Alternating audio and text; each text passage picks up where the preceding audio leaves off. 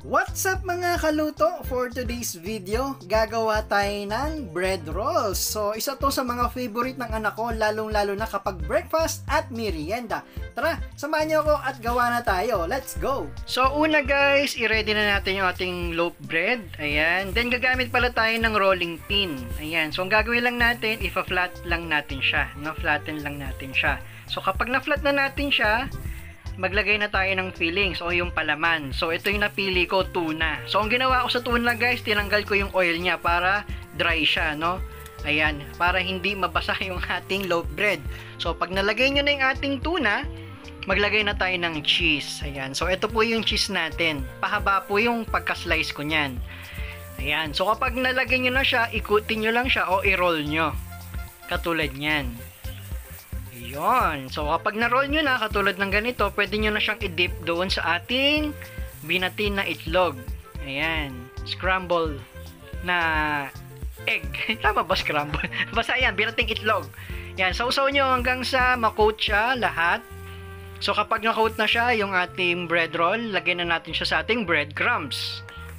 Yan. Yan yung magbibigay ng texture doon sa ating bread roll. Yan yung magbibigay ng crunchy, no? Yung crispy na texture.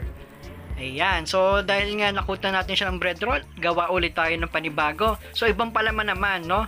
So, i-flatten lang natin yung loaf bread.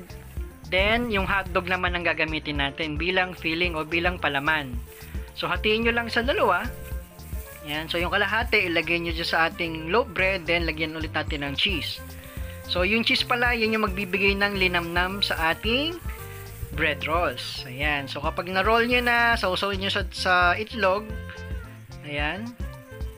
Then, ilagay nyo sa breadcrumbs. So, paulit-ulit lang po yung gagawin ninyo.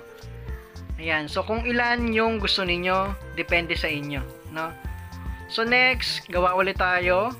I-flatten ulit yung ating loaf bread. Then, ang palaman natin is yung cheese lang. Ayan. Ito kasi yung favorite ng anak ko no? Cheese lang. Alright. Pagka-roll, sausaw sa itlog. Kailangan coated. Then ilagay sa breadcrumbs. Ayan. So, okay na yung ating bread rolls. So, it's time naman na magluto na. No? So, magpainit lang tayo ng pan. Maglagay lang tayo ng mantika.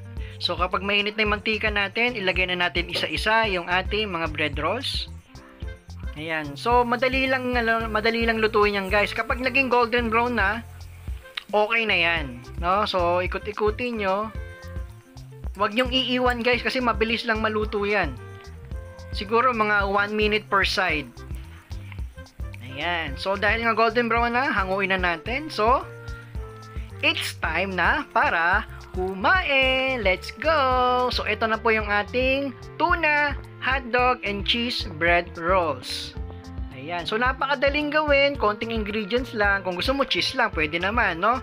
So, eto na yung ating bread rolls na paboritong-paborito ng aking anak. Ayan. So, ano naman guys, no? Paki-comment kung taga saan kayo para alam ko kung hanggang saan umabot yung videos natin. So, maraming salamat and don't forget to follow my page. Thank you!